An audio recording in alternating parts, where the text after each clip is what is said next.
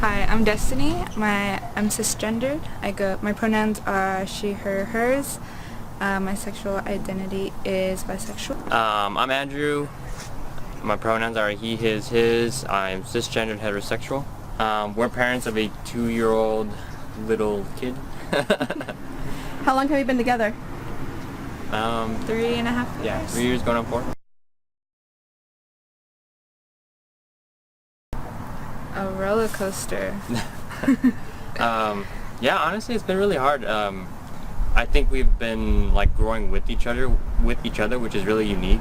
And I'm not sure if it's because we have each other or is it just because like us growing as adults.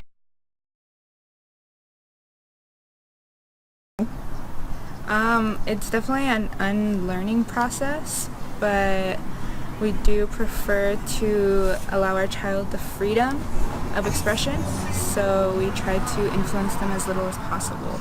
On paper, I guess if you would say technically, this is before we learned a lot about gender identity. They were born as a male, and we put it on paper like they're male.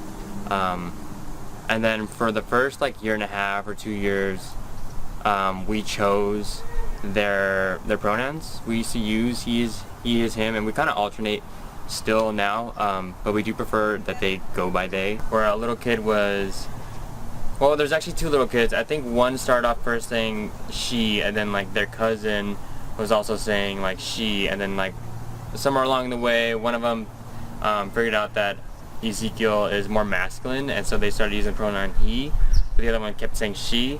But a lot of the times people use she to identify our kid because they have long hair, or because they wear like leggings or something, but usually it's because of long hair. But I think that's the interesting part, only because when you're kids you can't really identify a feminine kid from a masculine kid, because at the end of the day they all look the same up until puberty. It's a more inclusive education for younger children on sexual identity, gender identity. It's inclusive of same-sex relationships, and it's just more in depth. I think it's really important actually, because I think that it can teach children to be more inclusive, and not only hold on to these ideas that a normal relationship is heterosexual. I think that growing up as a child has a more in-depth education, like sexual education, been provided to me specifically. I think I would have had a much easier time growing up. I would have been more comfortable in my own skin. And I think that would be the same for a lot of people who grew up with different sexual identities other than just identifying as straight. I think this should like serve as a testament, because I don't even remember being educated at all very much.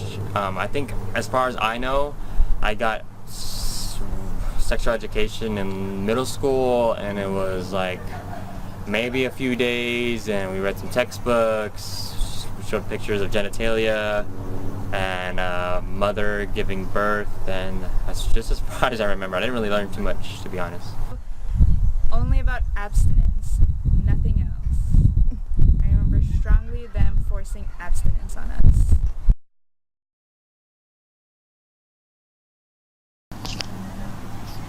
If the curriculum is implemented correctly, that'd be awesome. I think it's a huge thing for kids to learn in school. I'm actually really excited to see how it'll evolve.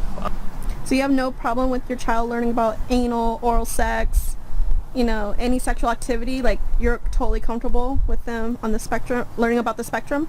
Yeah, it's important. I mean, had we learned correctly, I feel that, one, sex can be a lot better growing up. There could be more consent involved. I think it teaches better when it comes to, like, you learn more when it comes to like rape culture. And we all have kinks. We all have things that we like and don't like. And had I been properly educated, we could be more comfortable growing into these things and knowing that it's normal and that it should be normalized, because it is happening and it does happen.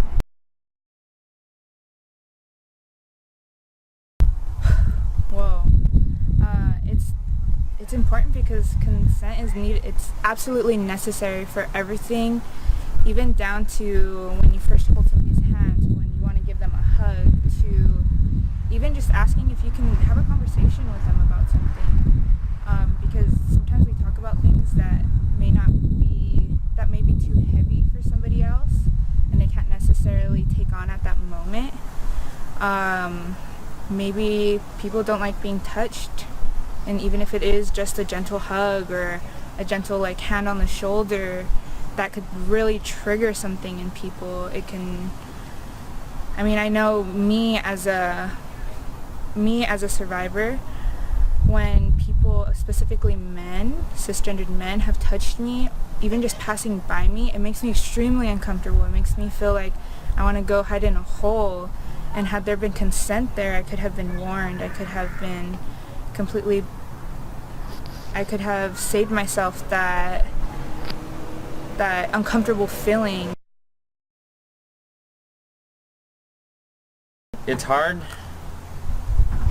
I think it's hard being in those environments because of how normalized their opposition has sound. They take the position of wanting for what's best for their kids, but at the same time, they're explaining how they want to hold to their traditional values, or whatever that means. It usually means that they want to be transphobic. It's frustrating. It's for sure frustrating. Honestly, it